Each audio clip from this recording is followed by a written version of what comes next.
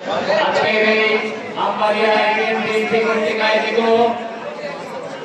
Madam Khaleda জিয়ার মুক্তি এবং এই ইফতার মাহফিলের সম্মানিত সভাপতি, আজকের অনুষ্ঠানের প্রধান অতিথি আমাদের প্রিয় নেতা, বারবার নির্বাচিত সাবেক সংসদ সদস্য, বীর মুক্তিযোদ্ধা, জেলা বিএনপির সাবেক সভাপতি ম্যাডাম খালেদা জিয়ার উপদেষ্টা পরিষদের অন্যতম সদস্য জনাব সৈয়দ মেহেদী, কুষ্টিয়া জেলা থেকে আগত মেহেদীর সাথে অনেক সম্মানিত ব্যক্তিবর্গ তার সফর সঙ্গে আমাদের খোকসা উপজেলার আমাদের সাথে আগত আমাদের সম্মানিত সকল সফর সঙ্গীবৃন্দ, সকল নেতৃবর্গ, আমাদের এই সকল নেতৃবর্গ, এই অনুষ্ঠানের যারা আয়োজন করেছেন আমাদের সম্মানিত ব্যক্তিবর্গ এবং যারা উপস্থিত এই এলাকার বিভিন্ন এলাকা থেকে আগত সম্মানিত মুরব্বী, যুবক ভাইরা, সম্মানিত নেতৃবর্গ, আসসালামু আলাইকুম ওয়া রাহমাতুল্লাহ।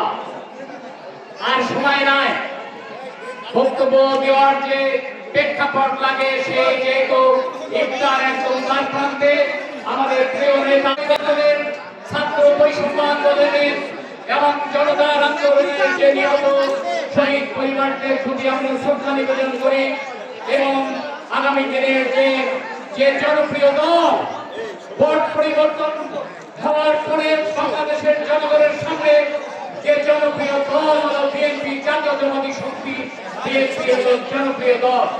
আমরা আশাবাদী নির্বাচন অনুষ্ঠান হলে আমাদের অনেক প্রিয় নেতা, আমাদের মনের আশাগিরি ম্যাডামের অন্যতম উপদেষ্টা, তিনি মনোনয়ন পাবেন। টাকার কাছে মনোনয়ন বিক্রি হবে না, হবে না। 6 বছর যিনি প্রিয় নেতা জেল খেটেছেন, আন্দোলন সংগ্রাম করেছেন, সিনিয়র নেতৃবর্গের সাথে উপেক্ষা করেন, টাকার বিনিময়ে আরেকজনকে নব্য বিএনপির কাছে মনোনয়ন বিক্রি হবে, এটা কোনোক্রমেই হতে দেওয়া হবে না। আমাদের প্রিয় নেতা নমিনেশন পাবে। এই ব্যাপারে এই সন্ধ্যাকালীন সময়ে শেষ রমজানে আমরা বলে গেলাম আল্লাহর উপর ভরসা করে আমাদের প্রিয় নেতা নমিনেশন পাবেন।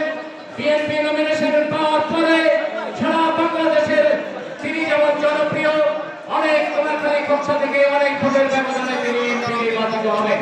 সারা বাংলাদেশে বিএনপির মনোনয়ন পেয়ে যারা নির্বাচিত হবে এবং তারেক জিয়ার নেতৃত্বে এবং জিয়ার নেতৃত্বে সরকার গঠন হবে এবং সেই সরকার আমাদের আগামী দিনের সব কিছু উপেক্ষা করে বিএনপি ক্ষমতায় আসবে, আসবে, আসবে এবং সেই জনপ্রিয় নেতা এমপি হবে। এই আশাবাদ ব্যক্ত করে এবার আমাদের বক্তব্য শেষ হয়ে আমাদের আনিস সাহেব ঘোষণা করবেন। আমি আপনাদের কাছে বিদায় নিলাম।